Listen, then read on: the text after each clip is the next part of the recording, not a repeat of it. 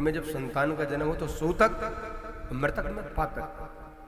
लेकिन भागवत कहती है कि लाला का जन्म हुआ तो नंद बाबा गए, ब्राह्मणों को बुलाया, ब्राह्मण ने आकर स्वस्ति वाचन किया है।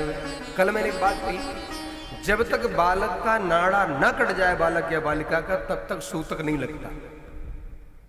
आप ब्राह्मणों को बुला करके धार्मिक कृत्य कर सकते, भागवत कहती है। नाभि छेदन के बाद सूतक माना गया है। अब आजकल की परिस्थिति ऐसी हो गई कि अस्पताल वाले कुछ पूछते ही नहीं, इसलिए वो, क्योंकि हमारे भारतीय सनातनी परंपरा में शूल है, संस्कार है। पहला संस्कार मालूम कौन सा? गर्भाधान संस्कार। जब जीव मां के उदर में जाता है उस समय पहला संस्कार मनाया जाता है, हमारी भारतीय सनातनी परंपरा। आज नंद बाबा ने वैदिक ब्राह्मणों को बुलाया है, वेद की ऋचाओं को उच्चारण हुआ है। हमारे यहाँ 4 वेद है ना, 4 वेद। किस किस को कौन सा वेद मिला था मालूम है? ब्राह्मणों को अलग अलग वेद दिए गए थे, 2 वेदी, त्रिवेदी, चतुर्वेदी, उपाध्याय। उपाध्याय को अलग अलग क्रमशः वेद दिए गए। आप किस वेद का पाठ करेंगे?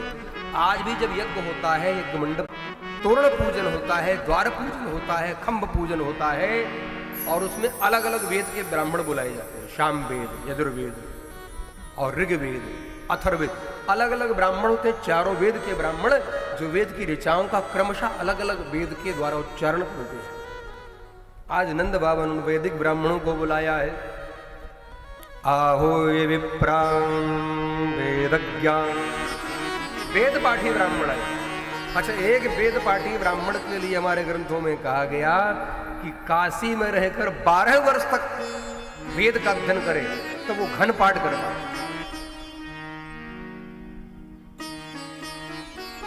और वेद का उच्चारण यहां से नाभि से होता है। जब नाभि से बोला जाता है वेद, तो वेद का सुर अलग ही गुंजायमान और सस्वर पाठ किया जाए तो सब थोड़ी कर। गुरुकुल की परंपरा के वैदिक ब्राह्मण आए हैं आज, सस्वर पाठ हो रहा आनंद बाबा के यहाँ। और क्या हुआ तो कहते हैं वाचित्वा सुस्तैनम जाति कर्मात्मजस्य वै कि कार्यामाश विधिवत् पितृदेवार्चनं तथा पितृदेवार्चनं तथा। स्वस्ति वाचन हुआ, जाति कर्म संस्कार हुआ। लोग विरोध करते हैं, ग्रंथों की बात नहीं मानते हैं। भागवत कह रही है नंद बाबा के घर में लाला का जन्म भया, वैदिक ब्राह्मण आए, सबसे पहले स्वस्ति वाचन हुआ। स्वस्ति न इंद्रो वृधस्रवाः स्वस्ति नः विश्ववेदाः स्वस्ति नस्तारिक्षो अरिष्टनेमिः स्वस्ति नो बृहस्पतिर्दधातु। स्वस्ति वाचन।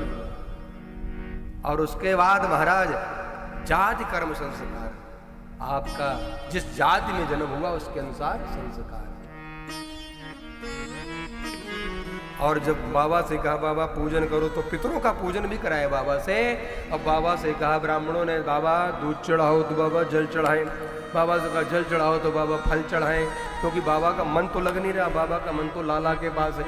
ब्राह्मण बोले एक काम कर बाबा, तू जल्दी से संकल्प कर ले और तेरा जहां मन है वहां चला जा, पूजा हम कर देंगे, क्योंकि तेरा मन तो लग नहीं रहा। क्योंकि बाबा तो आज बिल्कुल लाला के पास उनका मन है, इसलिए ब्राह्मणों ने आशीर्वाद दिया। और जो ही ब्राह्मणों ने बाबा संकल्प कराया, पूजन कौन कर रहे हैं? ब्राह्मण। बाबा चले गए। अब बाबा ने क्या किया? बाबा के पास 9 लाख गायें हैं। श्री नंद महाराज के पास कितनी गायें थी? 9 लाख। और ब्रजभान जी के पास 7 लाख गायें। जिसके पास जितना गौधन होता था उस समय वही समाज में सबसे श्रेष्ठ माना जाता था, जिसके पास जितना ज्यादा गौधन होता। आज तो गाय पालने में शर्म आती है।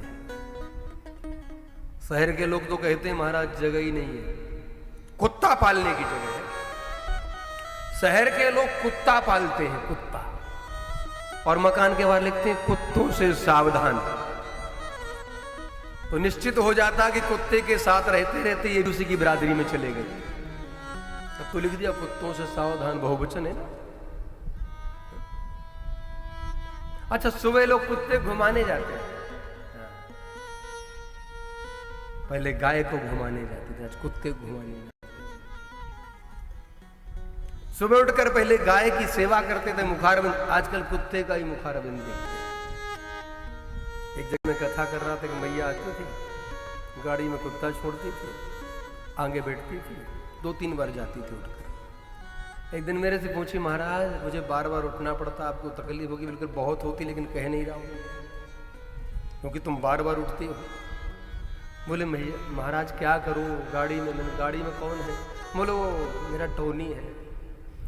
तो बोली मरने के बाद महाराज मेरा उद्धार होगा। मैंने कहा तू टोनी ही बनेगी, उद्धार नहीं है। जब मरेगी ना तो तू वही बनेगी जो गाड़ी में बैठा। तेरी आसक्ति उसमें इतनी हो गई है। कुत्ते को लोग साथ रखते हैं, कुत्ता अपनी जिह्वा से चाटता है। स्कंद पुराण कहता है जिस घर में कुत्ता पाल लिया जाए वहां पुण्य क्षीण होने लग जाते हैं, संत और महापुरुषों का आना बंद हो जाता है, ब्राह्मणों का आना बंद हो जाता है, पुण्य क्षीण हो जाता है। कुत्ते को पालो मत, कुत्ते को रोटी देनी चाहिए, भोजन देना चाहिए, लेकिन पालना नहीं। कुत्ते को मारना भी नहीं चाहिए। हमारे महापुरुष कहते हैं कुत्ता पाले सो कुत्ता, जो कुत्ता पाले सो कुत्ता, और कुत्ता मारे सो कुत्ता। मारोगे तब भी कुत्ता बनोगे और पालोगे तब भी कुत्ता बनोगे। इसलिए ना मारो ना पालो, भोजन दो। और स्कंद पुराण कहता है घर के बर्तन में कुत्ते ने मुंह लगा दिया, वो बर्तन अशुद्ध हो गया। स्कंद पुराण कहता है ब्राह्मण के चरण शुद्ध है, पतिव्रता स्त्री का संपूर्ण शरीर शुद्ध है, और घोड़े का मुख शुद्ध है, गाय का पृष्ठभाग शुद्ध है। यदि कुत्ते ने बर्तन में मुंह लगा दिया, उस बर्तन को आग में गर्म करो, फिर ठंडा करो, फिर घोड़े के मुख में लगाओ तो बर्तन शुद्ध हो जाता है। ये स्कंद पुराण कहता है। इसलिए कुत्ते से बचिए। पालना है तो गाय को पालिए। ये शहर के लोगों को समझना चाहिए, तुम आज कुत्ता पाल रहे हो, कुत्ते को लेकर गोद में ढोल रहे हो, शादी में जाते, विवाह पार्टी में कुत्ते को चिपका कर ऐसे मटकते रहते हैं कुत्ते को लेकर। ये क्या तरीका है? इनकी बुद्धि भ्रष्ट हो गई है। मैं ये नहीं कहता कुत्ते को भोजन ना दिया जाए, लेकिन कुत्ते को पालकर उसके साथ रहा जाए, ये बहुत बड़ा अपराध है। यही अंतर है आज पाश्चात्य कल्चर को लेकर हम ढो रहे हैं। विदेशों में गाय पालना शुरू कर दिया लोगों ने, मैंने कल निवेदन किया था, और हमारे देश के लोग इतने मक्कार हो गए हैं, वैसे गर्व से कहो हिंदू है, खाली बोलते मरे। काहे हिंदू तुम? ना तुम्हारे सिर में चोटी है, ना तुम्हारे मस्तिष्क में तिलक है। हिंदू क्या पहचान है? चोटी, तिलक, धोती, जनेऊ, हिंदू की यही तो पहचान है। चोटी रख नहीं पा रहे, और चोटी में ऐसी जो गांठ लग जाए, अरे नहीं चोटी तो तिलक तो लगाओ कम से कम। लोग तिलक भी नहीं लगाते। शास्त्र कहता है राजा का मुख बिना तांबूल के देखने में दोष लगता है, उसी प्रकार ब्राह्मण का मुख यदि बिना चंदन के देख लिया जाए, उसके मस्तक में चंदन नहीं तो वो मुख चंडाल के समान है। सिंदूर बिना नारी, जैसे सिंदूर के बिना नारी का मुख चंडाल के समान कहा गया है। आजकल सिंदूर, हमारे कुमकुम का विधान है, कुमकुम का सिंदूर, शिवपुराण पढ़िएगा, उसमें लिखा है हरिद्रा, हल्दी से जो मिश्रित कुमकुम है उससे मांग भरनी चाहिए। आजकल वो कहा गया वो रेडीमेड, उसी को पोत लेते। हर चीज का हमने कहां से कहां चले गए, जरा सोचिए। आज नंद बाबा ने 2 लाख गाय, और 2 लाख गाय दान की हो। कैसे दान की मालूम है? नंद बाबा ने 2 लाख गाय मंगाई, उनके सींगों में सोना लगाया, पैरों में चांदी लगाई। धेनुनाम न्यूते प्राजा